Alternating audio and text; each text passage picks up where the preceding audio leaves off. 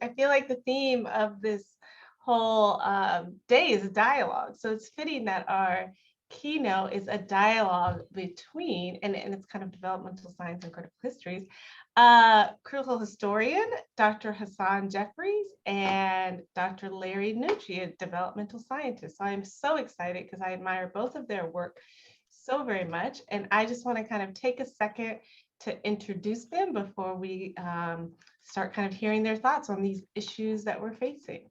And so Dr. Larry Nucci, oh, I'm sorry, I tell you, technology. Dr. Larry Nucci is an adjunct professor in the Graduate School of Education at UC Berkeley and a professor emeritus of educational psychology at the University of Illinois at Chicago.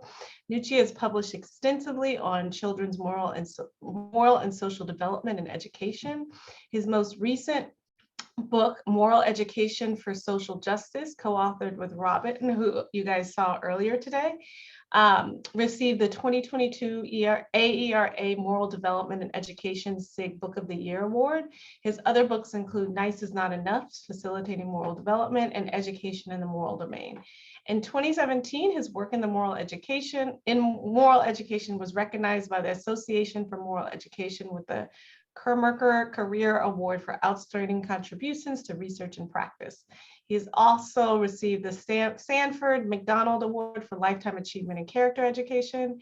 He's a pioneer in educational application of what is referred to as domain theory, where distinctions are drawn between morality and conventions of society. His research has been carried out in a number of cross-cultural contexts, including Asia and Latin America, and he was served as the editor-in-chief at the Journal of Human Development from 2007 to 2019. And we also have Dr. Hassan Jeffries, Dr. Hassan Kwame Jeffries. My father's name was Kwasi, or like one of his many names was Kwasi. He had a lot of aliases, no, just kidding. Dr. Kwame Jeffries teaches, researches, and writes about the African-American experience from a historical perspective. He has chronicled the civil rights movement in 10-episode Audible original series, Great Figures of the Civil Rights Movement, and has told the remarkable story of the original Black Panther Party and Bloody Loudons. I said that right? Loudons. I knew I didn't say it right. Civil rights and Black power in Alabama's Black Belt. Dr. Hassan has served as a lead historian on several public history projects, including the $27 million renovation of the National Civil Rights Museum in Memphis, Tennessee.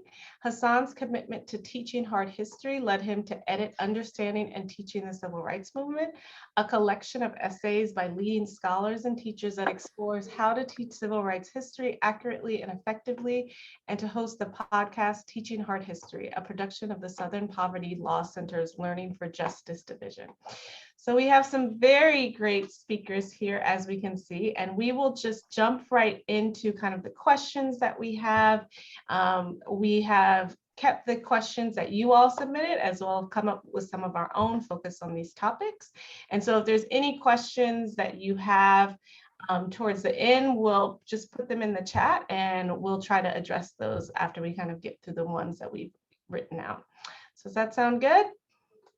So yeah, so we can get started. One question from an attendee was, and we were hoping, Dr. Nucci, you could answer this. How do you teach empathy to students? And that kind of speaks to Carla's question as well earlier, or my mom also known as my mom. How do you teach empathy to students? Okay, well, there are two aspects to empathy. One is a feeling component. And as mammals, most of us have that sort of built in. It turns out that 4.5% of the general population are psychopaths, and that when they are given stimuli that should arouse empathy, that part of the brain just doesn't light up. I got really dark really quick. Yeah, I know. Well, it's an interesting thing that those people are also often very charming, socially skilled, and frequently become political leaders. Now, the way that we can try to enhance that with young children in particular, a thing that is often done is to have pets in the classroom, where guinea pigs, where children can interact with them, touch them, feel them, connect with them. But the other element of empathy is not just feeling, it's thinking and understanding and being able to read and understand other people. And that's what comes from having the experiences of being able to talk with and listen to others, to be able to express your own feelings.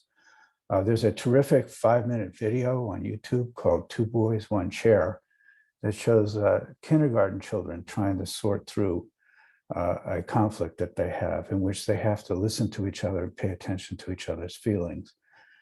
You can have students write about their interpretations of the feelings in different fictional characters or historical figures. You can create a feelings dictionary.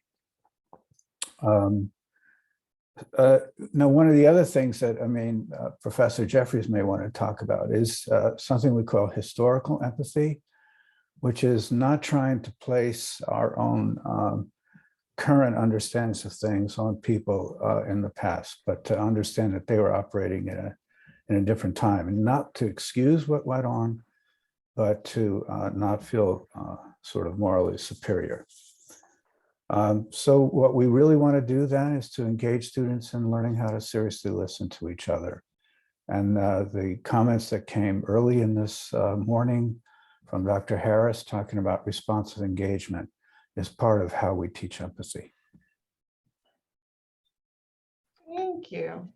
And one question that came up, more than one participant added or asked, is how do we handle teaching these topics that have kind of come up today around race and justice and history in places of political hostility like red states or places where CRT is getting banned without being accused of indoctrination? So if Dr. Jeffries, you wanted to kind of take us off.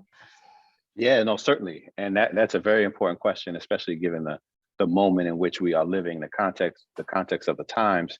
I think first it's important just to acknowledge that that some of the issues that we're facing surrounding those issues are just politically driven. I mean, this is politics weaving its way into education. So no matter what you do, and no matter how honest and how fair your approach is, you will be accused of doing something untoward. So you're not going to be able to convince that group of people who are targeting you for what you do. That being said, so that means, I don't know if that's the 4%, 4.5% that Dr. Nucci was talking about. Somebody's in there, but they've decided that what you do is just wrong. So we're not going to worry about them because there's no pleasing them, and we shouldn't have to lean into that. The other thing that's important, though, that you can do, especially because there's so much misinformation, is to be open and clear about what you're doing and to talk about the importance of what we're doing in terms of sort of democracy, in terms of these broad themes that it must be hard to challenge or to question. If you want to be on the opposite side of teaching good governance, teaching political understanding, teaching democracy, well, there's nothing I can do for you on that front. But that gets us away from saying, well, I'm going to lean into this, and whether it's critical race theory or this, that, and no, I'm teaching about democracy. I'm teaching about the way the government sort of evolved and government's functioning and understanding. And that, I think, allows people to sort of move away from the hot button political issues or the politically charged terminology, and allows you just to lean into the good work that you were doing. Thank you. And Dr. Nucci, do you want to add anything to that? I would go back to something Professor Aldrich said earlier in the day, which is supports what we just heard, which is to, show them the goods. He said, it is what it is. We don't need to back away from presenting what actually happened in the historical record. And that's, I think, consistent with what Professor Jeffries just said. Thanks. And a question for you, Dr. Jeffries, what really qualifies as CRT or critical race theory? Well, if you had never heard of what critical race theory was before January of 2020, there's a good chance that what you think it is, it ain't now. Although it's been around for 2.5 decades, more, almost 4 decades, 40 years or so, right? I mean, one way to think of what critical race theory is quite simple. One is a legal framework that came out of law school. So if your kid is learning critical race theory. Congratulations, because they're in law school. But critical race theory is simply taking seriously that race and racism has shaped the contours of American life in the past and in the present. That's it. That's all it is, right? That it continues to shape the contours of our life, and not just the lives of African Americans or people of color, but of all folk. And that it isn't that the product of racism or the manifestation of racism isn't simply a function of individual bad behavior, but that it is embedded in the way our society has evolved systems and structures. So it's really not that complicated, right? And it certainly isn't what we would hear on Fox News. And so just simply saying, it's just taking race and racism seriously as factors in our lives, I think is enough to get you sort of that clear understanding of what it is. Thank you. I really like that simplified term. That's nice. How do we present, and this is a question for both of you, how do we present multiple perspectives of highly contentious issues dealing with justice and race without suggesting things like racism or sexism is justified? Dr. Nucci, you want to lead with that? Sure, okay. Well, you say that question again, Jari, please. Yeah. How do we present multiple perspectives of highly contentious issues around justice and race without suggesting something like racism is justified or okay?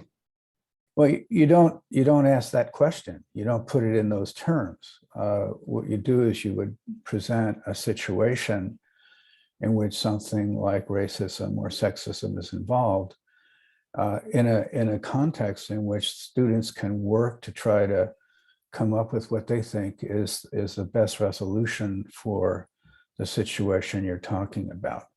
So you're not going to ever ask students to decide whether or not slavery was okay or not, but maybe talk about something like, well, what do we do now in the context that we're in now? In the state of California right now, we're having a serious conversation about reparation. If we do have reparation, for who? Does this include people who are not the descendants of slaves, but who've been impacted by racism? What about people who came from other places in the world where they were not at advantage? Are they to be expected to help pay for reparations? So you can bring in other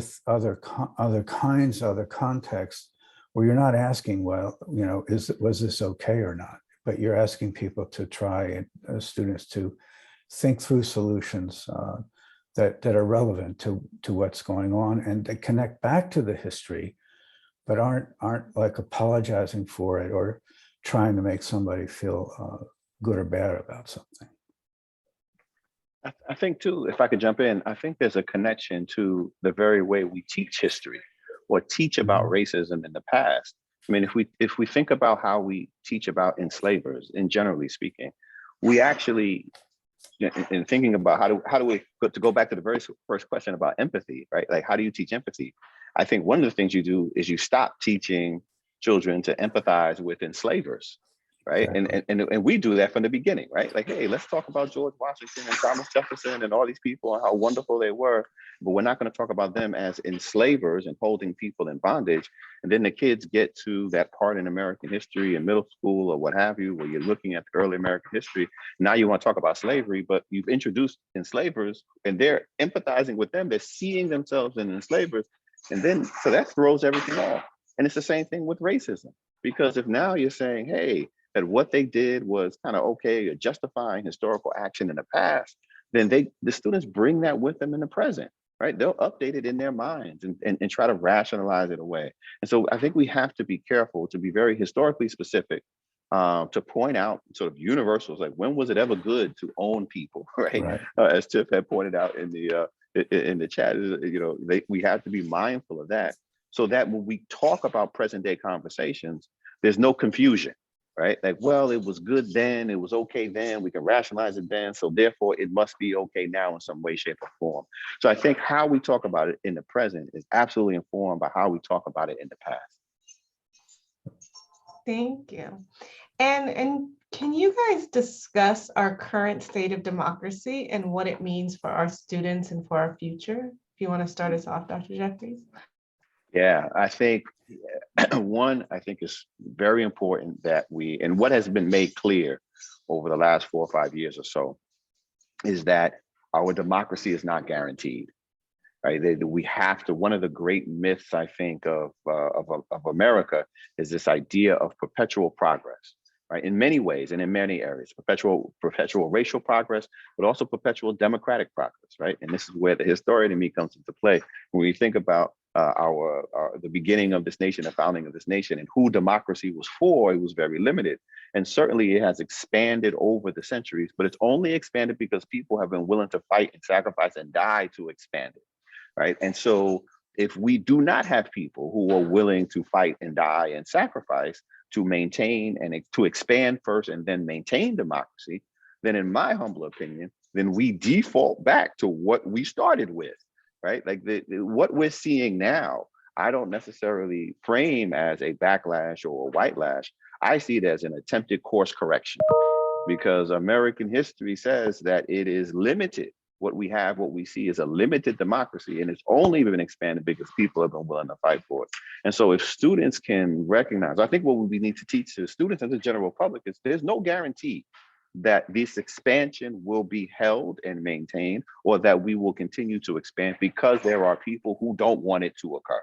And we've always had that, and those folk have been at the centers of power. And so if we don't understand the way our democracy works, we don't understand the fight that has been necessary to build it and expand it. And if we don't do those things now, then the democracy will crumble. You have people, and this last thing, and I'll be quiet at least for 2 minutes. Right now, we have people who are fighting to protect democracy. And we have people who believe, and because they believe in democracy, you may not disagree with all their policies, but it's clear that they believe in democracy. But you also have a large segment of the population, including that 4.5%, right? But many others as well who were behind them, who believe that democracy is the problem. They believe that democracy is the problem. It's not worth protecting, that it's the problem. Free speech is the problem. Inclusion is the problem. Expanding the vote is the problem. That means you see democracy as the problem. So, we're not engaged in a policy debate with many people, and we have to appreciate about taxes, right? This is about whether or not what is core to making this republic is actually worth preserving and protecting. Thank you. Dr. Nucci, you have anything to add? Yeah, I think that everything that he said is absolutely correct, but we also are in a period of intentional misinformation. We are using the technique of the big lie that was perfected by Adolf Hitler and being used extremely well. We are engaging in one-sided persuasive argumentation rather than discussion. All our arguments are food fights rather than just an attempt at actual conversation or debate. And we have a siloing of information through the social media feed. Any of us who are on Facebook or Twitter, we're not seeing everything that's out there. We're seeing the things that algorithms are presenting to us. And all of this is extremely dangerous for an actual democracy, because it means we're not listening to each other. We engage in games where we provoke and tease the other side. We don't really listen to them. And I think that a lot of what was said throughout this webinar today has to do with how we can, as educators, engage students in seriously getting basic information, but also learning how to engage in responsive engagement in our conversations with each other. Democracy depends on conversation, and it depends on access to the truth. And if what we're doing is only listening to the people who we agree with, if we are seeing the people on the other side in these sort of cartoonish ways as people who don't have value, then democracy can't work. I agree with Professor Jeffries that we are really in danger. And I'm old enough to have lived as a kid when we had the Red Scare and when we had the House on Un-American Activities Committee. I've worked with colleagues whose careers were threatened by loyalty oaths. When I was a doctoral student at UC Berkeley, I had to sign a loyalty oath. I had to indicate whether I had ever been at any time in my life a member of the Communist Party in order to get my research assistantship. So democracy is fragile. It requires a lot of nurturing, a lot of courage, and it requires an educated population. And the things that I'm seeing going on with these laws that are being proposed are really to undercut democratic discourse and to try to put us into camps at each other, not to listen to each other, and then to go with an authoritarian who will tell us what to do. I think we are in a real critical moment right now, to be honest with you. And if I could jump in, Jar, just to Oh, ask, definitely. just to ask a question, Dr. Nucci. So one of the things, I like to debate and have discussions with people, but one of the subjects that I just do not debate with people at all. Even my brother, who we love to argue with stuff, we both agree, we don't debate this, is we don't debate religion. Now we'll listen and we'll talk and we'll ask questions, but we don't debate religion, because I see religion as by definition sort of faith, and faith is belief in the absence of fact, right? And so there's not that much I can tell you or say to you to sort of move you off a position. And we can debate Quranic verses, we can debate or discuss interpretation of biblical verses, but in the end, it's just what you choose to believe. So there's no fact necessarily that I can present to you that can move you off a position. And I think that's kind of where we are now with our political discourse, right? I mean, you have some folk who are willing to talk about facts and this is what happened, but then we see, like with critical race theory, like the hysteria around that, for example, or the hysteria around the big lie and voting fraud and all this other stuff, that it's like debating people who have taken that, this sort of religious position. Like there is no fact that I can show you, right, despite all the evidence, that is going to move you off of this commitment to these lies. And so what do you do? Like, how do you approach that if you can't actually have discourse because they're so entrenched in something that can't be, and they refuse to be moved with what is an objective fact? I actually think that part of what we need to do as educators is to give people the skills and the I don't know if you would call it a habit or the attitude that fact finding is something that we do. That you don't just accept that if Tucker Carlson says something that is true, or if Rachel Maddow had convicted Trump of all kinds of things, that you need to have an orientation toward life that facts matter, that it is important to get facts, and that it's important to listen to other people respectfully and to engage with them. My son's father-in-law lives in Orange County, and he and his son are both really committed to baiting me, trying to own the lib. So they'll say absolutely ridiculous things just to get me to react. And it's hard for me actually to have conversations sometimes about just what is the information. And I actually think that this is where science education comes in, to even appreciate what science is. That science is not about things that are just given and settled. That we constantly have to go interrogate what's out there. And I think that's a critical part of a democratic education, is this commitment to information and a commitment to facts. And we now are living with political figures who will say that they have alternative sets of facts, for crying out loud. We can't even say, as was said this morning, it is what it is. Well, they'll just say, no, it isn't. And they'll come up with their own facts. And we need to get away from that. And I do think that that's the role of education. What we need to do as educators is to have that as a core value, truth, that truth matters. And that we can't have conversations if we aren't willing to actually engage in trying to find out what the truth is, rather than just simply accept what people who have authority and who agree with our point of view say what we should believe. I actually, to go back to the last seminar, just ever so briefly, one of the suggestions in that scenario that was proposed was asking, the child, well, have your mother send in the book. And I got a chuckle out of that, but that is actually a wonderful suggestion, in a sense.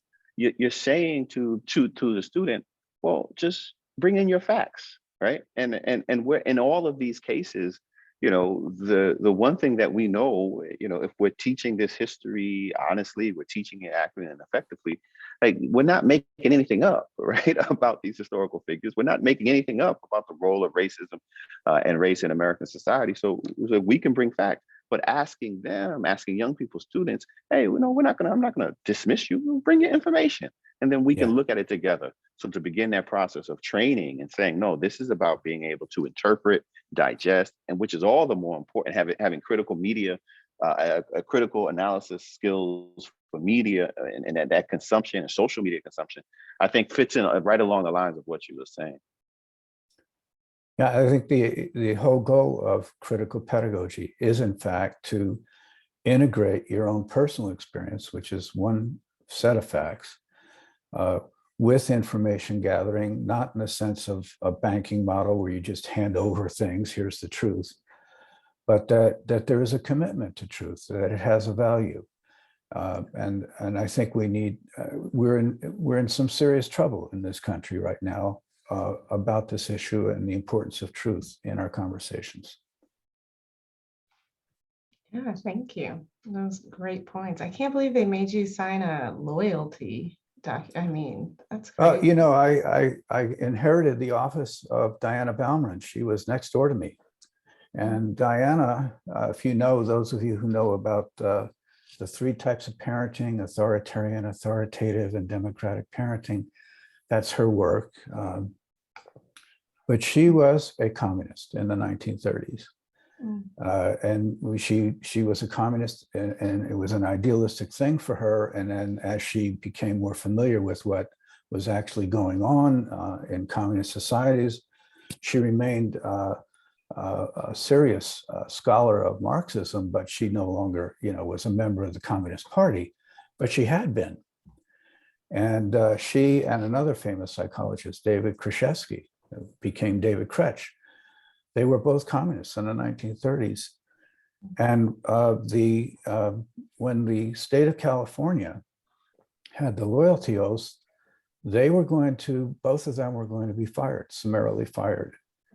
And the head of the Department of Psychology at UC Berkeley said, I will not ask my colleagues to have to sign these oaths. And they went, and the Supreme Court supported them, and they ended up not having to sign the oath.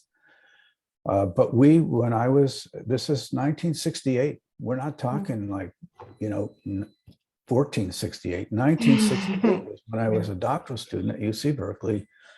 We had were you ever a member of the Communist Party?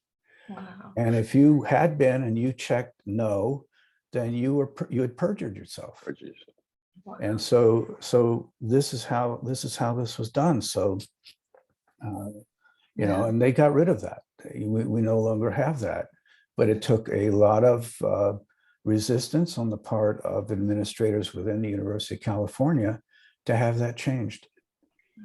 So there are some dark spots in American history, that's for sure. To say the least. Yes. So oftentimes this work is done in classrooms of color by teachers of color. What is the role of white teachers and are in predominantly white classrooms in this work without having to spotlight students of color? Well, the majority of teachers in the United States are white women. So this question is very, very relevant. I think that all white teachers have an obligation become informed about racial history in this country, and to keep updating ourselves, and to not feel that we, be smug and feel like, well, we have the right values, we're good, but to constantly challenge ourselves. I think that the other part of it is to engage students in these legitimate dialogues and legitimate discussions, and to have it be the responsibility of all the students to get themselves informed, and not simply to put it on the students of color, or if we're talking about issues of race, or on the girls if we're talking about issues of gender, but to have it be the responsibility of all the students to come prepared to engage in dialogue. And the last part of it is, though, to appreciate that if you're white, no matter how sincere you are about getting yourself informed, you have not had the Black experience. And that if an African-American student says that this is how I'm experiencing life, you take it seriously, and you don't just simply, discount it. So, it's not putting it on African-American kids to teach white kids about race. It's the responsibility of all of us, but to also, if you are white, to have a certain amount of humility about this, that, don't pretend you know everything just because you read some books. If I could add as well, Yeah, I think definitely. that humility component is really important. I mean, for all teachers, it's important to have that humility and to respect the students. But I think when we're talking about these questions of race and racism in the classroom, in the past and in the present, that humility, especially for white teachers, is really important. Because one of the, and the most well-meaning, the most progressive, the most activist white teachers, it is especially important. Because when you walk into the classroom, and if you a white teacher walking into a classroom, especially with children of color, we'll talk more about sort of, white teachers in general with white students, but with children of color and students of color, that humility is so important because you're coming in as an unknown entity. And I think you come in shouldering all of that baggage, right, about white authority as you enter into that classroom. And that's just the reality. Kids don't know you, right? And you can't assume that they know your 40-year history of radical marching, right? And so that humility says, okay, now let me introduce myself. Let me show you who I am. And let's move forward. You can't just jump in and say, well, I can say this and I can say that because my other students know I'm on their side. That humility says no. That humility says, I got to start over. I have to build that trust and that has nothing to do with you individually. Right? That just has to do with the fact of who you represent in society. It's the same thing when you encounter white authority outside of the classroom. You can be the nicest cop in the world, but you're wearing the blue. So all of that baggage is associated with you. And the same thing with a white teacher entering into a classroom with students of color. And then I think additionally, it's important for when entering into these conversations, as Dr. Nucci pointed out, white teachers have to do this, right? That's the overwhelming majority of teachers, 80+%, right? So they have no choice of whether you can or cannot, or they should or they shouldn't. They absolutely have to, by necessity. But in entering into these conversations, the burden of education and learning and the burden of racial identification and talking about sort of questions of race shouldn't be put on the students themselves and even on white students. And so, if you're a white teacher, go into the classroom and have you acknowledged and said, hey, by the way, I'm white. Like, have you ever done that? Have you, and then unpacked what that means? You can't expect white students to have these serious conversations around race and racial identity if you yourself in the classroom haven't actually or ever acknowledged it, right? And so by engaging that, just acknowledging, you're now giving them permission to raise the issue, to raise the question, and to explore. Not to concretely and say, this is what it means. Like, no, this is what it is. This is who I am. This is how the world perceives me. And then we can unpack that together. And so by showing that humility, but then also being open about your own racial identity in the world, I think gives permission to your students to make that journey as well. Yes.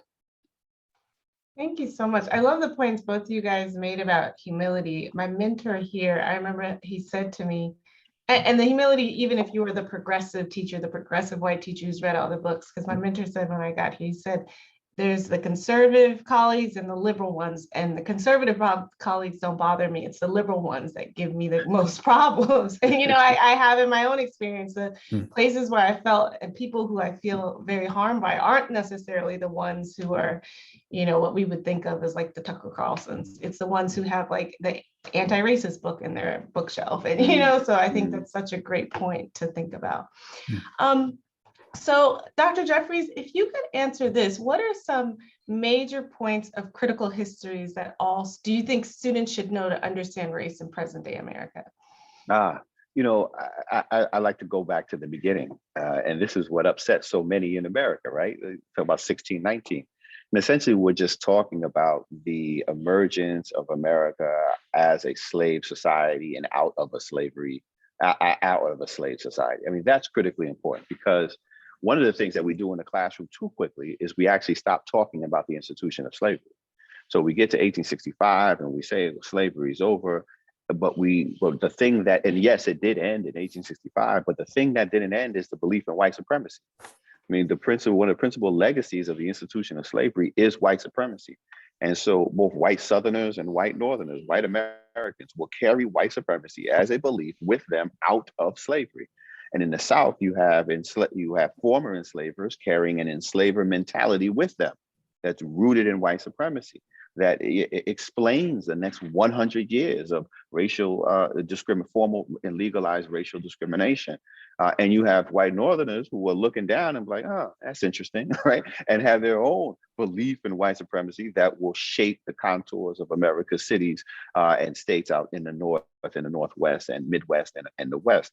And so I think what are the critical aspects or the number one thing is, understanding what slavery was, right? Understanding that it was about labor control, it was about controlling Black bodies and regulating, controlling Black labor and regulating Black bodies and Black behavior. And those beliefs do not suddenly disappear. They do not evaporate at the moment of emancipation, but continue to inform policy and behavior up until the present. It shifts, it looks different, the context change, but it belongs on a continuum. But you cannot understand the present unless you understand the deep roots of that sort of American trajectory as rooted in these beliefs of white supremacy. Thank you. And to both of you, what do you think the future of K-12 classes, history or otherwise, look like given the state of democracy, or should look like or could look like given the state of democracy as today? And what can teachers do to support students' movement towards this kind of justice-oriented citizenship with a critical lens? Well, that's a real easy question. So I'll give that to Dr. Nucci. Thanks a lot. Well, I think the positive side of this is that young people are future oriented. There is a kind of an inherent optimism in kids, and part of what we know about development is they go through phases where they are not buying what we're selling, and that gives us the opportunity then for them to look at the world new and to try to own and think about their own futures. So we have to, as teachers, be the advocates and defenders of these young people, and to engage students in the search for the following things. What we were saying before, truth, teach kids how to gain access to information, to be critical consumers of information, to engage each other in legitimate discourse, to know how to talk and listen to each other. In this society that we have, we don't engage in discourse, we engage in debate. We teach our students persuasive essay writing. We don't necessarily do the things that you have, Chahari, in the UVA website, how to engage students in legitimate or functional legitimate discourse. And we need to really work with students on respecting the institutions of democracy. We have social conventions that are designed for a reason. They're there to protect us all. And that we don't just go tear down the house in an effort to try to build a better world. And finally, I think engage our young people in actual action. They can create podcasts. They can do things as civic actors. They don't need to just read about it and think about it and take a test on it to get into college, but to participate in community activities, to be active citizens, and to feel some ownership for this democracy and not just passive consumers. Thank you, Dr. Jeffries. Yeah, I mean, as I listened, Dr. Nucci, to the list that you just offered and shared, you know, critical consumers of information, engaging in discourse, and not just simply debate. And I hear that, and I fully agree with that. And then I think about the wave of, you know, anti-CRT laws and, you know, don't say gay. Like all these new measures are designed to stop everything that you just said that we should be doing, like the future of the classroom. Yeah. And so that is frightening, right? Because everything we need to be doing, you know, we now have, you know, a number of states that are not just proposing this, but have put on the books measures to stop that. And I think, you know, that final point of including, Ohio has a part of its, you know, anti-CRT legislation that's making its way through the state legislature, is not giving credit to students who high school credit or, you know, class credit, school credit for engaging in civic activities, right? Which would, I mean, it's exactly what it is. We don't want them to understand democracy, to be able to challenge authority, to challenge the status quo. And so I think if we continue in that direction, and we will continue in that direction unless we organize and push back, right? The arc of the moral universe is long, but it will only bend towards justice if we exert the force willing to bend it in that direction. And so the classroom that you describe, I think, is the one we need to be fighting for, the one we need to aspire to. But it is absolutely going to take us as educators, as teachers, to get engaged in a purposeful project to make that happen, which is not just sort of, and that can't be done just by one teacher in a classroom, right? I mean, that has to, I mean, that's like, my training is in civil rights. I mean, this is civil rights organizing, right? This is Bob Moses saying, look, how do we transform the teaching of algebra, right? I mean, how do we expand it? I mean, and this goes across just one subject, right? And it involves the students themselves. The student, it has to be made clear to young people that they have an active say in their education, in their future, and in their classroom.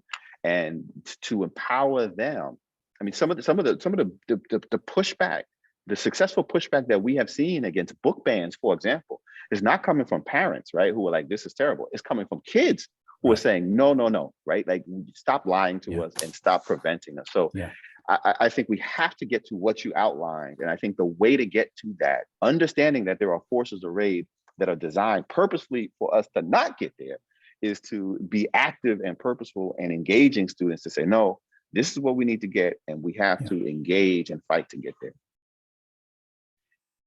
Oh, thank you. And I think this kind of question builds off of what you guys were talking about, is how does one explain the value of this work and that students are ready for these type of conversations, particularly the younger ones, when in conversation with colleagues, administrators, families, etc.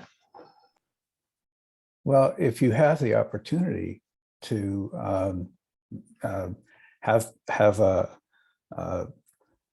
an interaction with parents, one of the things you can do that I've done in conservative districts is to actually engage the parents in these conversations, to actually take those two quotes from Malcolm X and Martin Luther King and have them do the exercise. And what's fascinating is that they get into it, and you know, and the end of it is, can you put these together and say, well, this is what I'm doing in my classroom. And there's a certain kind of then buy-in that, oh, you're not indoctrinating my kid, you're actually educating my kid. And what I've experienced is that there's a sort of, for many of them anyway, a thank you, an appreciation that oh, so you're not trying to just teach my kid your point of view. You're not just trying to get them to agree with you, that you actually are engaging them in a serious way with understanding their own history and understanding how democracy works and so on.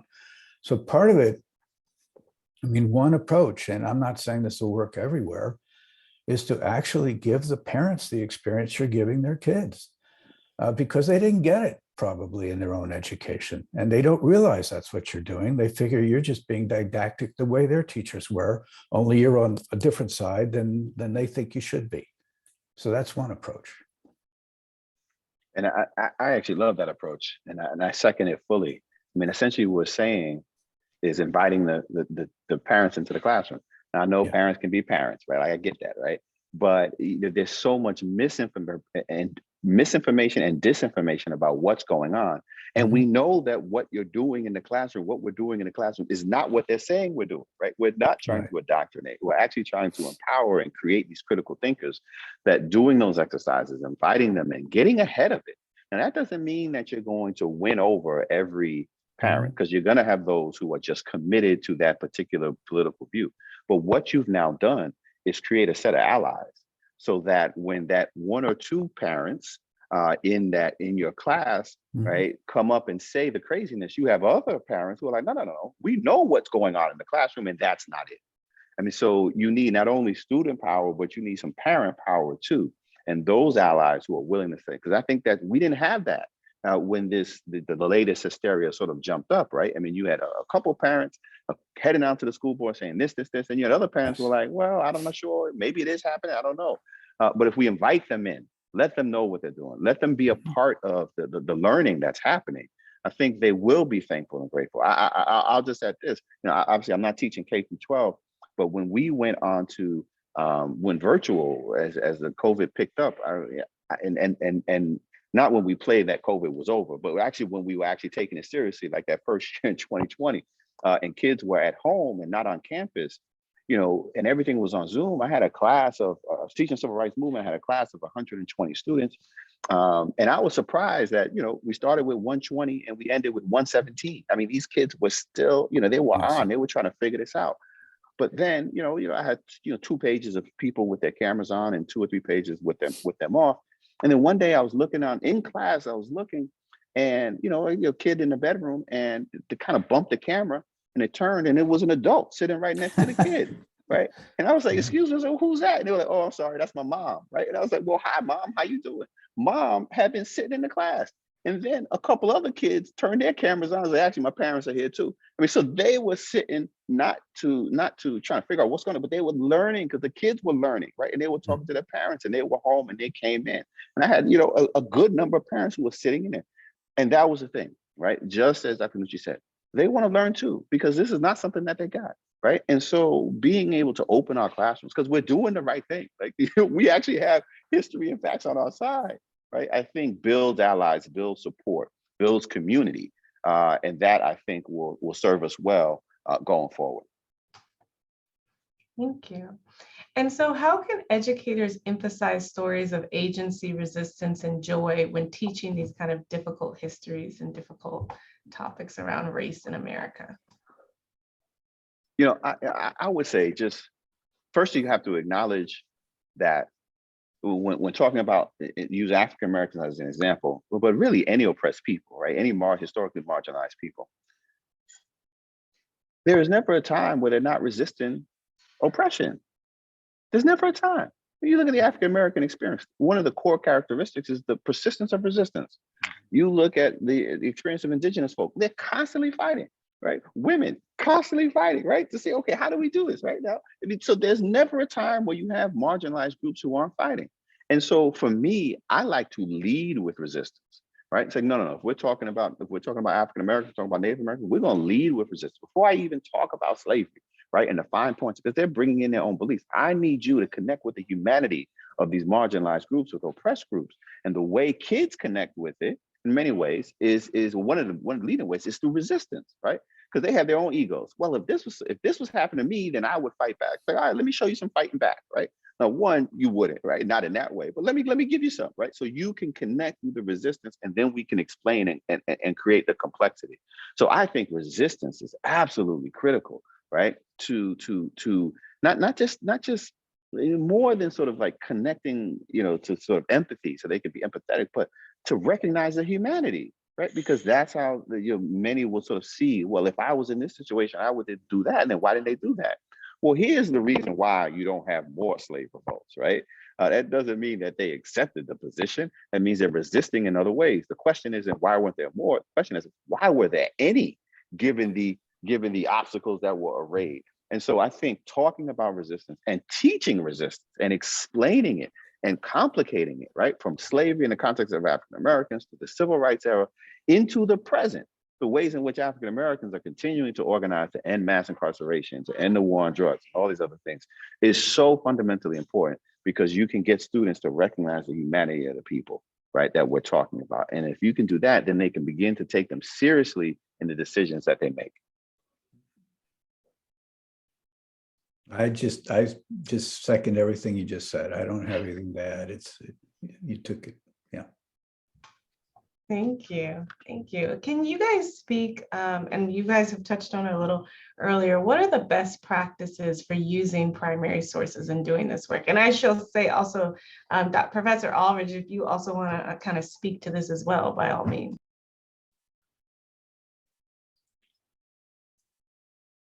Well, I assume that when you're saying best practices, that one thing is it has to be something that the students can actually have access to and that they are able to read and understand. I mean, you're not going to give something to third graders that they can't read. But to the extent that you can engage students in original source material rather than textbooks, the extent, and I've seen this done in the Oakland Public Schools, and I was surprised, frankly, that in my experience with my own kids, I had three kids go through the same high school. One of them had a very different education from the other two. He was in all the APs and everything. Everything he got was original source material. My other two kids got textbooks.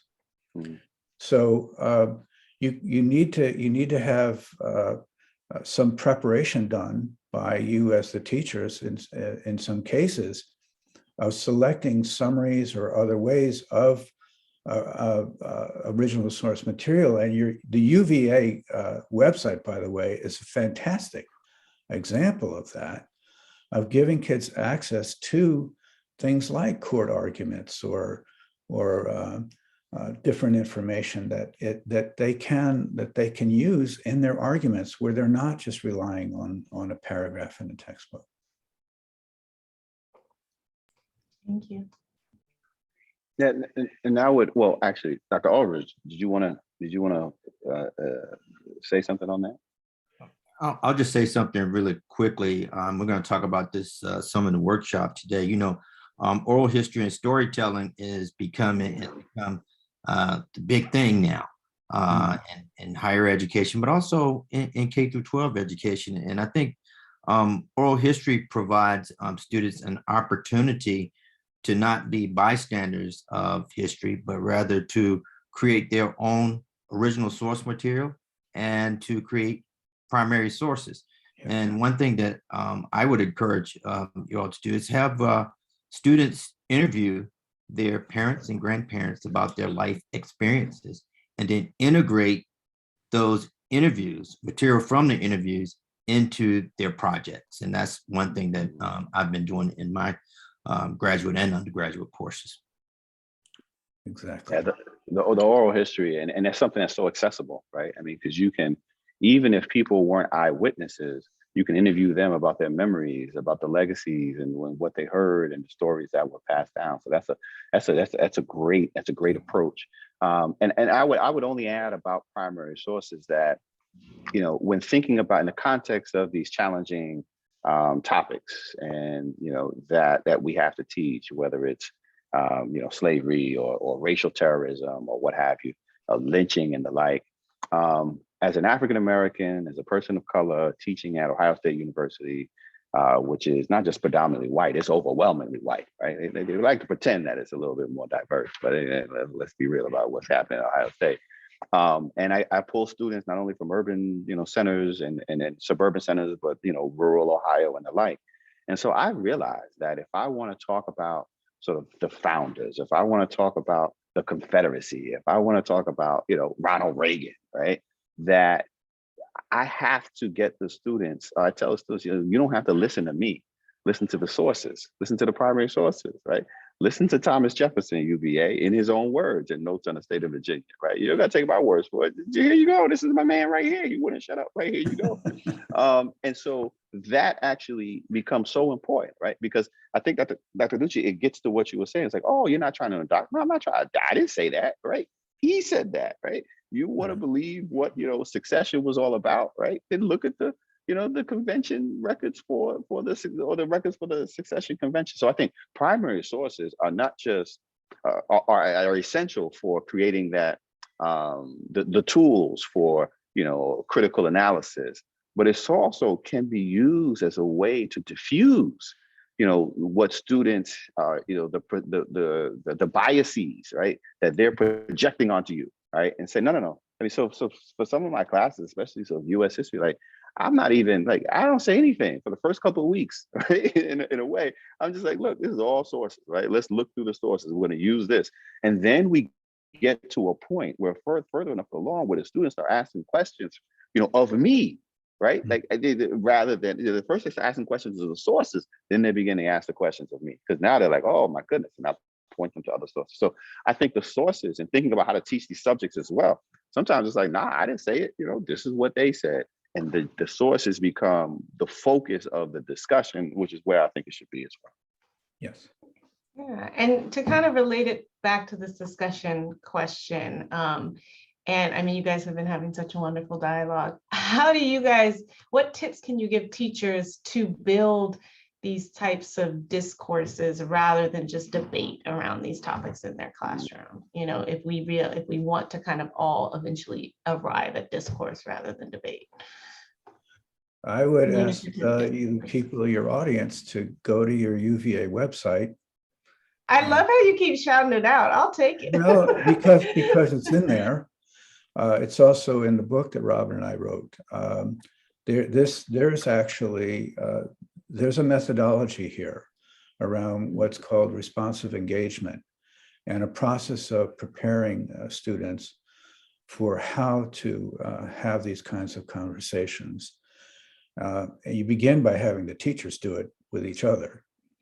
But there's an actual fairly straightforward, effective way of getting students to learn how to listen to one another and to have a discussion with each other where they're trying to come to a common position. And they may not arrive at the common position, but that's what they're working toward.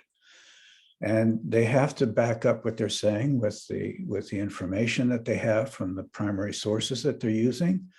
And they have to then make use of the statements that are made by their peers.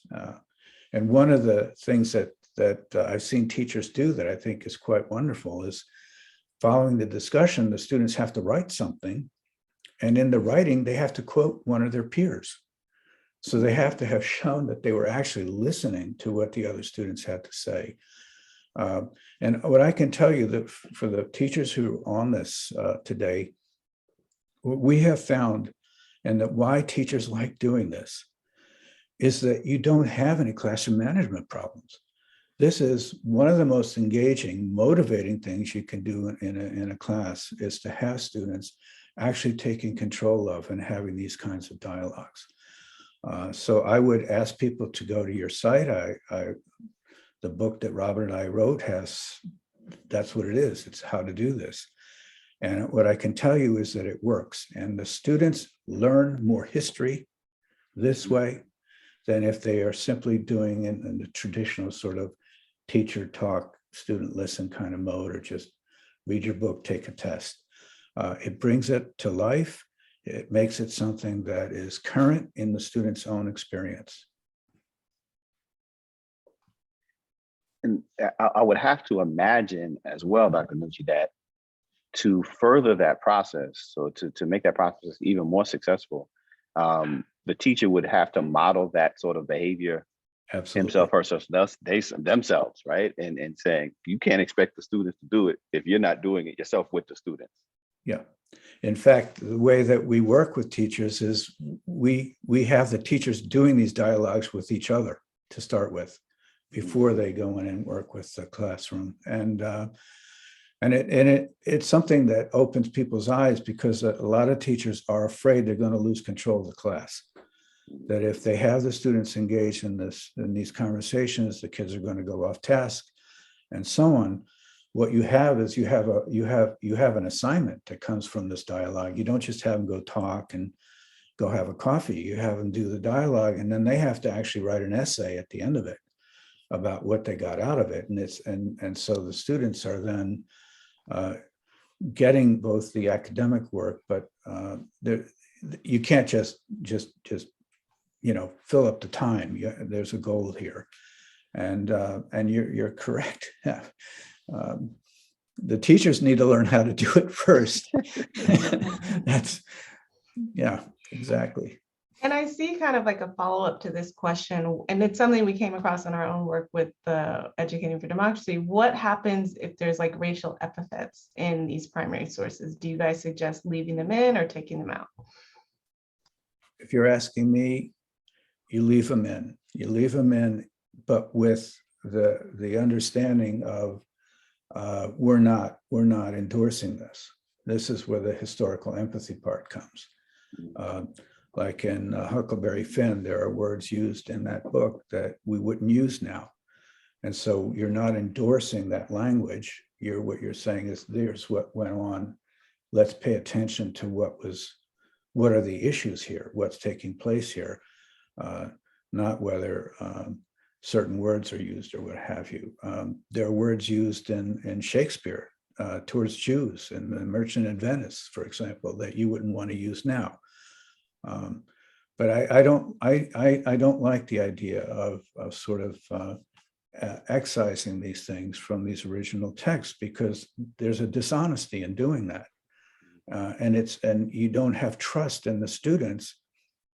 You're treating them with disrespect if you don't allow them. We're talking about use primary sources. Well, if you're going to use primary sources, then you use primary sources, but you prepare them to understand that these primary sources are operating from ways of discourse that we might not use now.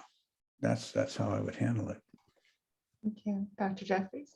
Yeah, no, I'm in agreement with that. And I think the key is the preparation. You prepare the students, right? Yeah. You explain, in advance, the language, the problematic terms, the context for it. And then also why we're not just going to be throwing it around willy-nilly, right? And there's a difference between sort of, Tom Sawyer, Huck Finn, and James Baldwin. And so that context needs to be explained. But then it also speaks, I think, a lot to, what you have done before you even get to that in the classroom. Like, you can't have serious conversations about issues of race and racism and all this other stuff, or not have them, and then say, all right, now we're going to read this, and you haven't prepared the kids. So the preparation isn't just for the lesson. The preparation is the whole semester, it's the whole school year, it's the process, so that they understand. But then we also, I think, have to be very serious about engaging in that material, right? To be clear. So you're like, look, this is the historical context, but we're also living in the present, and this is our class, this is our community. So we're not going to be using this language. We're not going to be sharing it. You can see it, you see what it is. We're not going to be repeating. So you can put these qualifiers out, but they have to be explained. They have to be explained. And I'm with you. We talking about primary sources, talking about this material, we're selective in it. It's age appropriate. We do it in all that, but it's about the context. It's about the preparation. It's about explaining what it is we're doing. Right. The one thing that we don't want to do is we don't want to pretend. We don't want to pretend that it's not there. We don't want to pretend that it's not hurtful and harmful. We don't want to pretend that it hasn't been used. The kids are ready. They can get it if we take the time to explain it. Exactly. Thank you. And in these last, I think it's okay if we go over a few minutes. Can you guys just both leave us with a few thoughts about kind of what we've talked about today and what we need to know for moving forward? And I don't, either one can start. Well, I can begin and leave the esteemed Dr. Nucci with the last word, because I want to hear that too. I think, and it goes, I think, Dr. Harris, to a question that you asked that we didn't quite get to, but in thinking about everything that we've talked about, are the students ready for it? Are kids ready for it? And I think the answer to that is absolutely they're ready for it. White kids, Black kids, Latino, Asian, it does not matter. And all ages too, age appropriate ways, but all ages. I mean, we know that kids that's, a couple months old are already be able to identify people by race because of the cues and clues from their caregivers, right? So pretending as though they're not ready to expose and have conversation is designed to make us comfortable, right? It's not designed to protect anybody but our own sense and sensibility. So everything that we talked about today and through this entire workshop, I think we have to take it into the classroom because the kids are ready. They're absolutely ready for it. The hang up is us as adults. The hang up is us as a nation that we've said that these issues around race and racism are the third rail of polite conversation. Because I know that when I get these students, your students at Ohio State and college, and we start to talk about these serious issues, right, then they wind up going through the 5 stages of grief, right? It's like denial and anger and all this other stuff. But then at the end, right, what do they want to do something about it, right? And then they don't get mad at me, right, for having introduced this stuff in the classroom. They get mad at their teachers who had the chance to and never did, right? So you don't want to be that teacher, right? You want to be the teacher who comes in, who my students like, oh, Dr. Jeffries, so-and-so told me about this, right? In the 4th grade, in the 5th grade, and I'm ready to dive in. The kids are ready, and it's our obligation, it's our duty, in fact, to prepare them and to teach them this material. Well, the only thing that I would add, I agree completely with everything that you just said. I would just simply say that education is a moral activity. It's a moral enterprise. It's not neutral. And if you are an educator, you have a moral obligation to engage in helping young people engage with the issues of their time and take them on in a serious way. And it means helping them become grounded in their own history, in the history of their country, in the history of the students around them, learning how to listen and to have a dialogue with their peers, and to become committed, active citizens in their own democracy. It's our obligation as educators to do this. We have a choice. I mean, you can choose to not do it, but if you do that, in my mind, you've chosen not to be an educator. I think if you elect to be an educator, you have this as an obligation. It's part of what you must do.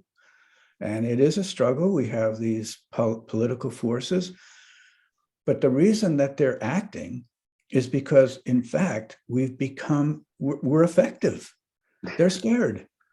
That's why these laws are happening. They can feel their power potentially slipping away because, in fact, if young people are able to talk with each other, are able to face their own history honestly, they want to make the world better.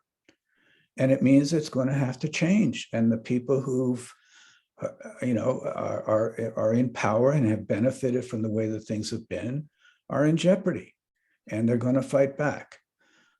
So that's what's going on now, and that's why our democracy is in jeopardy. But I don't honestly think that any educator has a choice about this. We really don't.